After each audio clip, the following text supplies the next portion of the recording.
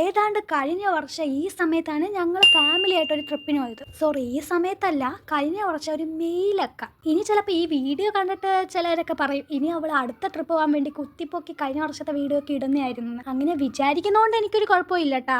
പക്ഷെ എനിക്ക് ഈ മെമ്മറീസ് ഒക്കെ കളക്ട് ചെയ്യുന്ന ഒരു സ്വഭാവം ഉള്ളതുകൊണ്ട് ഞാനതൊന്നും കാര്യമാക്കാൻ പോകുന്നില്ല.